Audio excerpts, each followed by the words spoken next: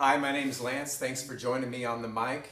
Today I'm going to talk about the Xaviere acoustic guitar I bought and the very negative experience I've had with the Guitar Fetish company.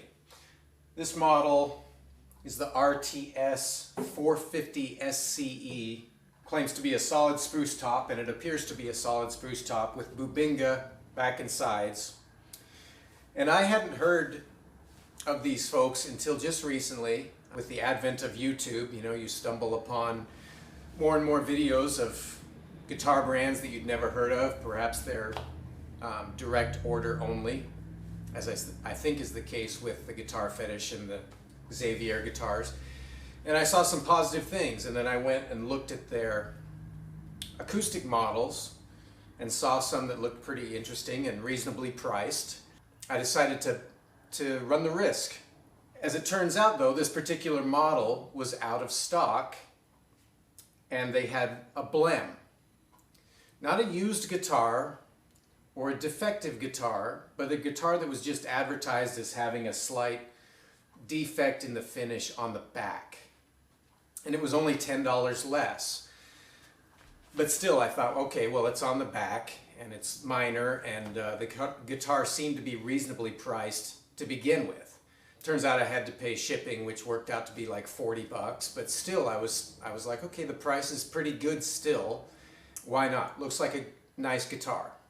And that was one of the main things I wanted, by the way, was an acoustic electric, because even though I'm not playing out publicly right now, I do like to have that option. By the way, I've been playing guitar since 1989. I have a lot of performance experience. I'm not one of these, top of the heap kind of shredder guys. I'm primarily an acoustic player, but I have played plenty of times for pay, and I've certainly purchased a lot of guitars. I'm going to talk about why it was such a bad experience and why I will never buy anything from Guitar Fetish again, and why I would encourage you to think twice. The guitar arrived in a reasonable amount of time, and I got it out of the box because of course you want to check things out right away, make sure nothing's damaged or whatever. It looked really good. In fact, it's a very nice looking guitar. So in checking the guitar out, one of the first things, I'm looking it over, I noticed that there are a couple of partial fingerprints in the finish. This is one of those satin finished, or it's not a gloss finish. And I thought maybe it was just on the surface, but I applied some cleaner to it and rubbed it a little bit, and it seems to be in the finish, which is not the blem that was advertised. But I thought, well, that's not a huge deal. It's not something you notice unless you're looking at it close up. I mean, you got to be at the right angle. So I thought, okay, no biggie. Another thing I noticed was that one of the slider tips on the electronic controls was missing. It has a 3-band EQ and a volume and a chromatic tuner switch.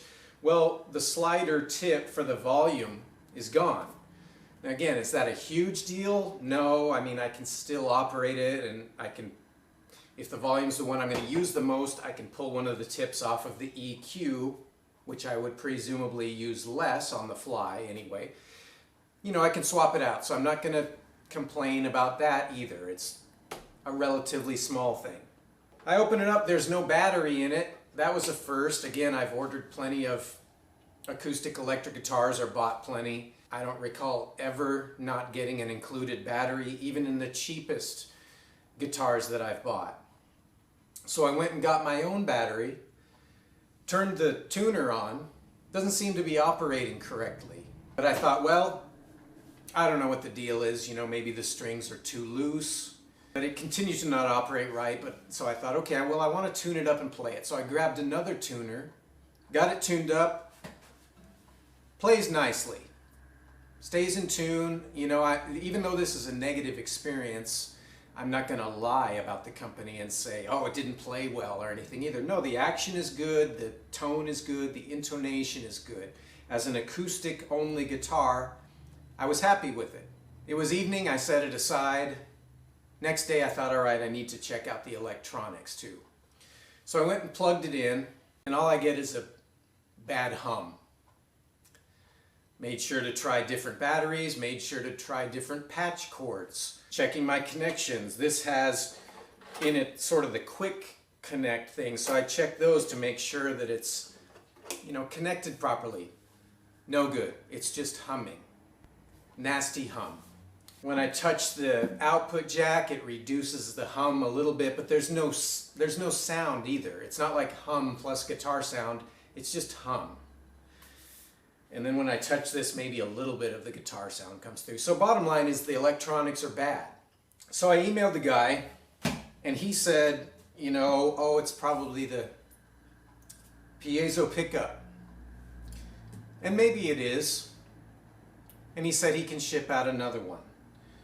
Well, at first I'm agreeable to that, but what if it's a different problem, and why am I doing repairs on a new guitar? This was on the weekend, so you know, in the interest of at least giving it another try, you know, I had wanted to return it by this point, but in the interest of giving it another try, I took the strings out, took the output jack out, because I thought, all right, maybe there's just a bad connection there, it's a bad ground or something. I'm not an electronics expert, I don't have the meter or anything to check everything, but I thought, okay, we'll just see, you know, I'll fiddle with it a little bit, because I didn't buy this, so I could go back and return it. Put it all back together, same problem. So at this point, I'm just, you know, I've devoted a couple of hours to trying to make a brand new guitar work correctly. And it doesn't. So I've told the guy, look, can I just get a return authorization? You know, at this point, I've kind of got a bad taste in my mouth. It's just not a good experience. You know, I didn't order a defective guitar. I ordered a guitar that was advertised with a minor blem in the finish on the back. So, to say the guy's resistant would be an understatement. I still have the emails here. I won't read the entirety to you, but the bottom line is, it's like, well, we're not going to accept a return unless you pay for the shipping. If we pay for the shipping, all you can do is use it for credit towards another guitar. Well, that's no good, because this was all they had. The whole reason I bought the blem is because they didn't have any more. I was willing to pay the extra $10 for a non-blem, but they didn't have any. They still don't have any. So I don't want store credit. If I can't get the guitar that I wanted, then forget it. And as far as I have to pay return shipping, well, that would be reasonable if this was buyer's remorse. You know, oh, I decided I can't afford it right now. Oh, it doesn't look quite the way I wanted. If it was something like that, I could see them saying, hey, you know, we'll accept it, but you have to pay the shipping. It's a buyer's remorse deal. But that's not it. I got a guitar that did not work correctly. I've put a reasonable amount of effort into trying to see what the problem is. You know, I don't know if there's a warranty, but typically you're not even supposed to do that, because you could potentially void the warranty on a guitar. But I'm like, all right, I may not be like a guitar builder, but I'm not averse to fiddling around, you know. But again, it's more the principle of the thing. You get something that you bought as new, you want it to operate correctly, and if it doesn't, you want the company to treat you like a valued customer. And that's not what I got. I got, here are your options, take it or leave it, kind of thing. That attitude of, hey, you're not a big shot, you're not somebody, we're not going to back our product, that doesn't fly. I also didn't really buy the guy's explanation of piezo or piezo pickups are commonly damaged in shipping, because that was one of the things he made. Oh, this is a common occurrence. Well, like I said, I've been playing guitar since 1989. I've had several acoustic electric guitars. I've only had one that I can recall that ended up having the electronics get damaged, and that was after owning it for a couple of years, carrying it around in a cheap gig bag. You know, it was a cheap guitar, so I wasn't always as careful with it as you might be with a really expensive guitar. So it was like, yeah, well, maybe that happens after a while, but I've never had that happen with a new guitar. And I have here another guitar. I bought this $79 Glary guitar. You might have heard of Glary on YouTube. It plays okay, it has some intonation problems. It's a $79 guitar that thus far I feel like maybe it's a $100 value. I mean, it plays decent in the open position, might need some adjustment. I'm not like a Glary rep This was just another company that I just recently heard of. It's an acoustic electric. I plugged this one in to make sure that, again, the problem I was having was not with my equipment. So I plug in the Glary, which came with a battery, by the way. Glary works fine. $79 guitar that has working electronics. Came from China.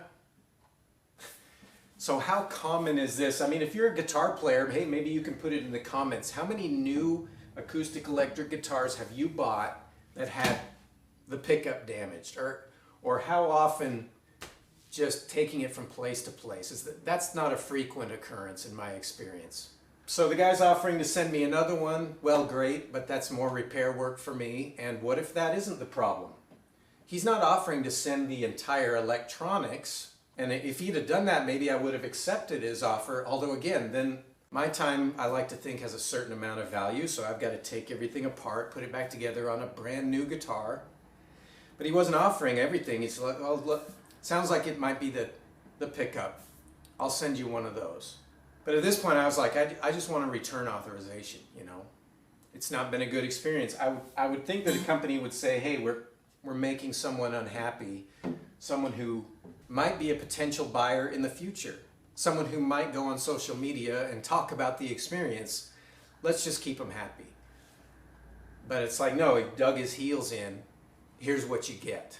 So I went from being excited about a new acoustic electric guitar to I might take this thing out and smash it to pieces. Because I don't want to even play it. You know, it's like if I play it publicly, I think I'll put some tape over the brand name. I'm that unhappy with the treatment I received. Once again, I'm not going to lie and say that the guitar doesn't play well as an acoustic. And if I would have bought an acoustic only guitar, I wouldn't have any leg to stand on as far as my complaints, but I didn't. I bought an acoustic electric guitar that doesn't work. Things happen. Could it have happened in shipping? Maybe, but then that's something that for them to take up with shipping insurance or whatever. It's not something to pin on the customer and say, this is your problem now. I very much doubt that like Gibson would do that, or, you know, Epiphone. I've had several Epiphone cheapy guitars that were good workhorse guitars. Those things are typically covered by warranty, and the company is usually going to be anxious to keep their customers coming back happy. And again, I don't think I was unreasonable. I was willing to overlook the fingerprints in the finish, even though that's not the blem that was advertised. I was willing to overlook a missing slider tip. The fact that they didn't include a battery is a fairly minor thing, but it made me wonder, like, is this something that they knew about? Like, why would you send out a guitar with no battery? I'm speculating. I'm not going to accuse them for sure of knowing that they were sending out defective electronics, but it's just weird to me that why would you pull the battery before shipping it? Unless you're just so cheap that you don't want to let a 9-volt battery go out the door. Bad experience. Very bad experience. I realize other people on YouTube have posted positive experience that they felt they had with Xaviere guitars, Guitar Fetish. I can't gainsay those people. I'm just conveying my own experience, and I will tell you that in my experience, you're rolling the dice with this company. If you get something that you're happy with, hey, good for you. If you get something that doesn't work right, you might be stuck with it, or told you have to pay return shipping for it, which to me is it's just bad customer service, and that to me is kind of the worst thing. That's something I hate about all companies, whether it's like a fast food restaurant or whatever, because to me it's the easiest and most obvious problem to deal with. It's not hard to treat people right. To me it's much harder to like build a guitar right, you know, or work out like should be the more difficult skill, but just treating people respectfully or backing up your product, that should be the easy thing. And so when a company isn't willing to do that, that speaks volumes to me. And at this point, I will not buy another product from that company. You, the viewer, are certainly welcome to do what you want, but just this is the experience I had. I would say there's the possibility that you might have the same. And if you're like me and you don't have money to just toss around, or you think your time has a certain amount of value, and so you don't want to immediately start doing repair work on a brand new guitar, then I would think twice about purchasing something from the Guitar Fetish people. As for whether I'll smash this or not, I don't know. But I'll tell you this, if I decide to smash this guitar, I'll make a video of it for everyone's enjoyment. But I'm certainly not inclined to take it out and play it. It's too negative of an experience. Thanks for joining me on the mic. Please consider subscribing. Bye.